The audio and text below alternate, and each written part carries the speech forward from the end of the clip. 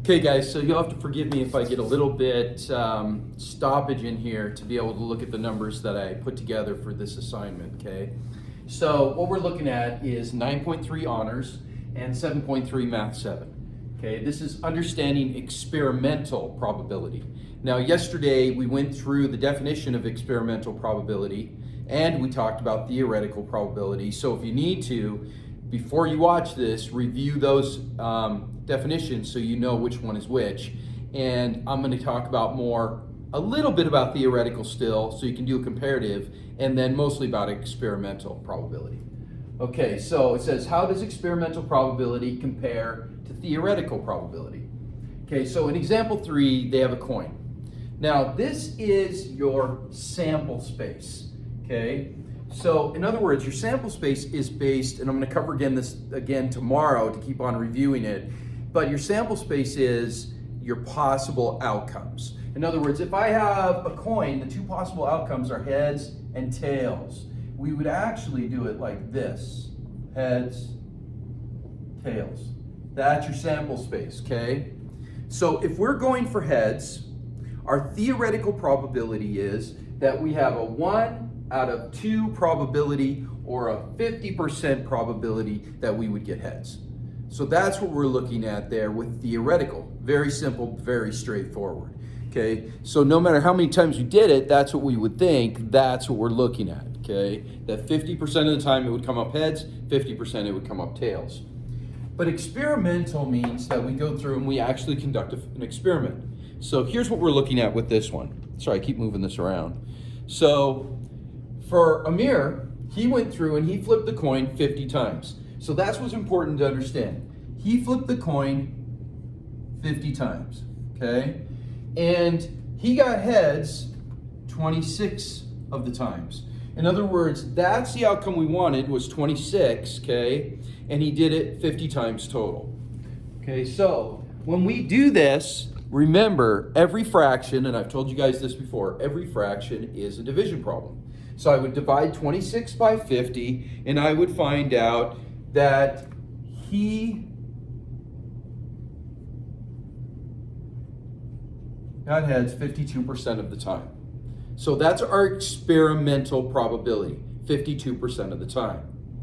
Now what we can do is, we can go back to theoretical then and say, okay, what would happen if he did, based on these numbers, if he did it 200 times?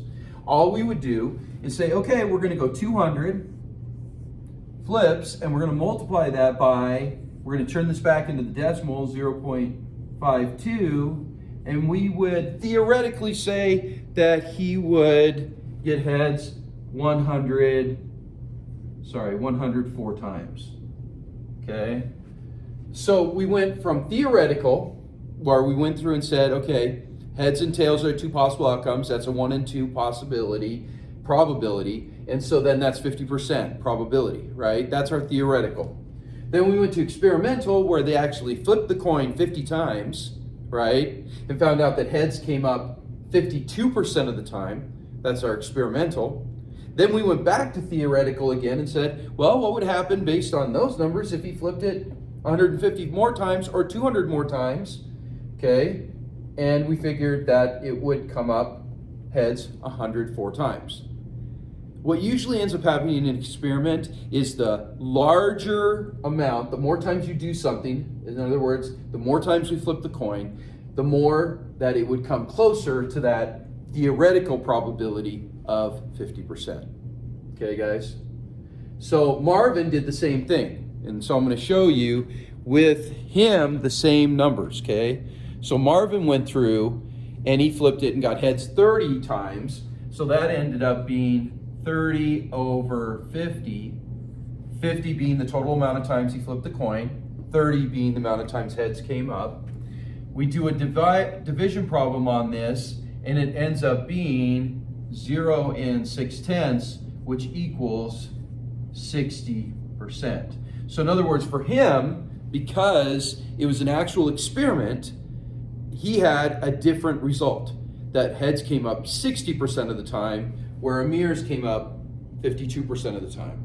And so if we went back to theoretical again, then we would say, okay, let's flip it 200 more times, or what would be the theory behind doing it 200 more times? We'll multiply that by the decimal, 0 and 6/10, and that would be 120 times. In other words, we would think that heads, based on these numbers, heads would come up 120 times if they flipped the coin 200 times.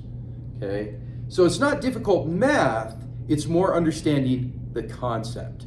And you're definitely going to see this with the XL. Okay, guys, so here's the XL. There's not hardly anything there, right? Okay, so it's XL number 4. Now, here's what they talked about. They put all these names into a hat. For this one, they put in 8 names, and one of the names was Ted. Okay?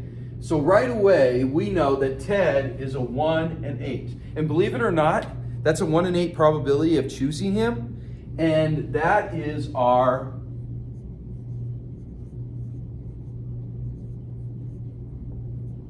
theoretical probability, 1 in 8. Right away we get it, because there's only one name tag that has Ted, and there's 8 name tags in there. Okay? So they're going to ask you for the experimental probability, and they're going to ask you for the theoretical probability. Now, the experimental probability in this one is they're saying that they chose the names out. So this is experimental. Let's write this down.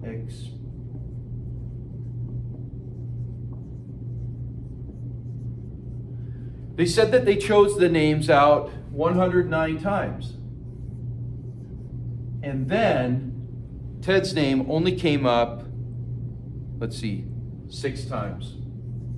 I checked this, and you can't reduce it. That's the one thing you want to check. Can I reduce 6 over 109? I can't.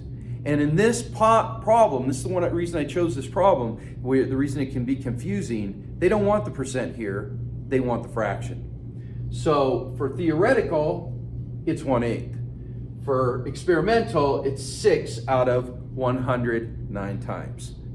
Okay, so that's what we're looking for in that one. Like I said, told you it'd be short. All right, guys, good luck. Ask me questions if you need anything.